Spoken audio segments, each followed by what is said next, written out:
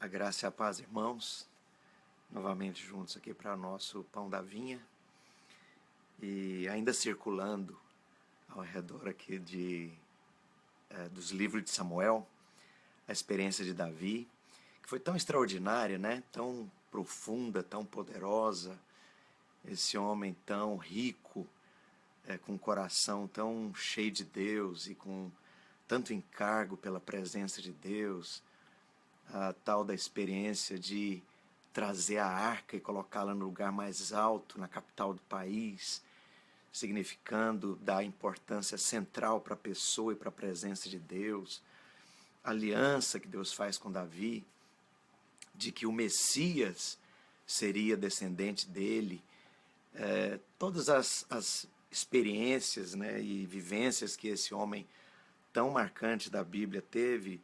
Nos 2 últimos dias nós compartilhamos sobre as questões de relacionamento. E para fechar esse momento nosso falando sobre Davi nos livros de Samuel, você tem a conclusão no 2º livro de Samuel da Bíblia se referindo aos valentes de Davi. Era um grupo de líderes extraordinários, marcantes, que fizeram época. Agora, quem são esses jovens? Quem são esses líderes?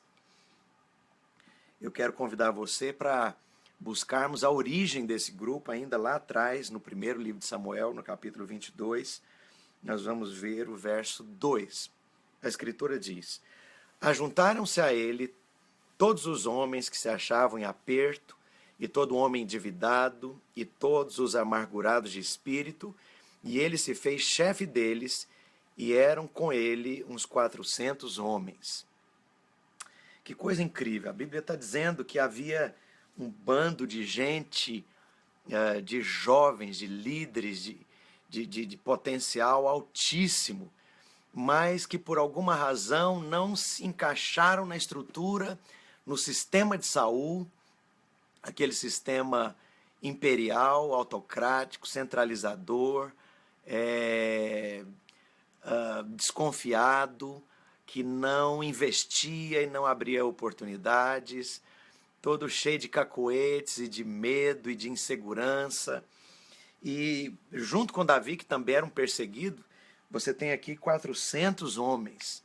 E a Bíblia diz que eles, com Davi, eram pessoas endividadas, eram pessoas que se achavam em aperto e amargurados. Há uma outra tradução da Bíblia que diz que esses homens eram errantes. A palavra errante significa sem rumo, sem norte, sem bússola, sem projeto existencial. Gente que não sabe por que vive. Gente que não tem propósito existencial. E a Bíblia mostra que de maneira extraordinária, Davi então, por conta daquele encargo pela glória de Deus, aquele encargo pela presença de Deus, por conta do coração que ele tinha, por conta da expectativa do que ele desejava ver em Israel, ele aglutina essa geração inteira em torno de um projeto. E é um projeto geracional, é um projeto de aproveitar a juventude e viver algo junto, e construir algo junto, e marcar aquela geração junto, e impactar aquele país junto. E Davi, então, como porta-voz desse encargo divino, dessa mensagem de avivamento, dessa mensagem pela glória de Deus, por trazer a arca de Israel, a arca e colocá-la no lugar mais alto, trazê-la de um lugar sem importância, ermo, de um lugar distante, significando ninguém dava bola para a presença de Deus, ninguém priorizava a glória e a presença de Deus, a pessoa de Deus. Vamos, pois, eia, ele diz isso, nós vamos ver lá no livro de Crônicas, nós precisamos trazer a arca, porque nos dias de Saul nós não nos valemos dela. Em outras palavras, nós precisamos de voltar para a presença de Deus, para a pessoa de Deus. E Davi, então, é esse grande líder que dá propósito para uma geração inteira. E eu vou te falar, jovens não são atraídos por conta de uma visão ou por conta de uma estrutura. Eles são atraídos por conta da vida de Deus, da experiência com a pessoa de Deus, da experiência com a glória de Deus, com o fluir da vida de Deus. O que nos marca e nos satisfaz, e nos atrai, e nos contamina desse encargo santo, é a pessoa, é a presença, é o fluir de Deus, é a pessoa de Deus. E você vai perceber que é com essa mensagem que Davi aglutina aquela geração inteira. E aqui no capítulo ainda 30 do primeiro livro de Samuel, concluindo o que nós temos para compartilhar, você percebe que no momento de muita dor, esses 400 homens que viviam com ele passam por muitos tipos de pressão diferentes e agora são derrotados pelos amalequitas, ali no capítulo 30. Você vai ver no verso 4: então Davi e o povo que se achava com ele ergueram a voz e choraram, até não terem mais forças para chorar. Também as 2 mulheres de Davi foram levadas cativas, Ainoã, a Jezreelita, e Abigail, a viúva de Nabal, o Carmelita. Verso 6: Davi muito se angustiou, pois o povo falava em apedrejá-lo, porque todos estavam em amargura, cada um por causa dos seus filhos e de suas filhas, porém Davi se reanimou no Senhor seu Deus. Que incrível, era um grupo tão envolvido, vivia junto com o mesmo projeto existencial, que você percebe que diante da maior pressão que eles sofreram, quando eles são derrotados na retaguarda e o inimigo vem e leva cativo tudo que eles tinham, suas famílias e seus filhos, o nível agora de pressão chega ao extremo em que os liderados queriam apedrejar Davi. Eu não sei quanto a você já teve a experiência de alguém que caminhava com você querer te apedrejar por conta do nível de estresse e de pressão? E eu vou te falar, nem isso destruiu a coesão desse grupo, nem essa experiência máxima. Sabe, às vezes nós caminhamos no discipulado e quando nós chegamos no nível do confronto, do conflito, as pessoas desistem. Ou o discipulado, ou o discípulo desiste, ou o discipulador, percebendo esse nível de conflito, desiste do discípulo. Sabe, o que faz romper o discipulado é a desistência de não querer caminhar mais junto por conta de um projeto, de um propósito, de um chamado, de uma razão existencial. Eu não sei quanto a você, mas essa geração com a qual eu tenho crescido e caminhado, faz 30 anos, mais de 30 anos, que nós oramos pelas mesmas coisas, jejuamos pelas mesmas coisas, esperamos as mesmas coisas, e estamos branqueando os nossos cabelos pelas mesmas coisas, os nossos cabelos têm caído pelas mesmas coisas, e o nosso encargo é por ver essa geração impactada.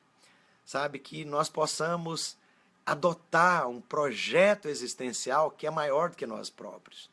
E eu vou te falar, não é uma visão necessariamente, ou a defesa de uma denominação ou uma estrutura necessariamente, mas é um propósito divino de trazer a glória de Deus, de trazer a arca de Deus para o centro, para que ela se torne o aspecto central, determinante na vida e na existência das pessoas. Esse é o nosso encargo por essa geração. Nós estamos envelhecendo juntos e nós queremos um dia ser sepultados juntos. Mas sabe, há uma nova geração.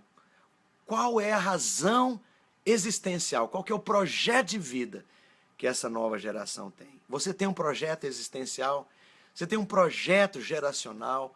O que que te arrasta? O que que te atrai para gastar sua vida para Deus, investir seu tempo para Deus, suas prioridades, o seu vigor, o seu dinheiro, os seus talentos, o seu potencial? Sabe, eu vou te falar, a única coisa que justifica é nós termos como um fator aglutinante, como um chamado central, prioritário, mais nobre, mais elevado, que o propósito de Deus de impactar e de trazer um avivamento para essa geração seja executado através das nossas vidas, com tudo que nós somos, tudo que nós temos, tudo que nós viermos a ser. Que nós possamos experimentar isso juntos, essa geração que hoje tem a meia-idade, ou experimenta a meia-idade, e a nova geração, as novas gerações que estão por vir. Que nós possamos entender que o que vai nos fazer gastar a vida junto, como os valentes de Davi, que gastaram a sua vida, sua juventude, apostaram tudo, envelheceram juntos. E a Bíblia diz, passaram juntos, morreram juntos, mas impactaram aquela geração e aquele país e aquela nação juntos. A maior experiência de avivamento no Velho Testamento, nós podemos dizer algo tão grande que foi comparável com a experiência da vida da igreja, foi vivida na experiência da geração de Davi. Que nós possamos experimentar isso também. Nós possamos ser os valentes que vão plantar igreja na Índia, na China, nos países fechados, vão impactar os países muçulmanos, que nós possamos experimentar crescimento numérico e impactar cada vila, cada cidade, que nós possamos gastar a nossa existência com essa razão existencial juntos. Que você possa encontrar essa grande satisfação para a sua vida, em trazer a arca junto conosco para a capital do país, colocá-la no lugar mais alto, no monte do templo, para que a glória seja toda e exclusivamente para Ele. Que Deus abençoe cada um de nós e que você, por favor, compartilhe os nossos vídeos para que outras pessoas também possam participar desse tempo devocional juntos. Deus abençoe. Amanhã estaremos juntos para mais um Pão da Vinha.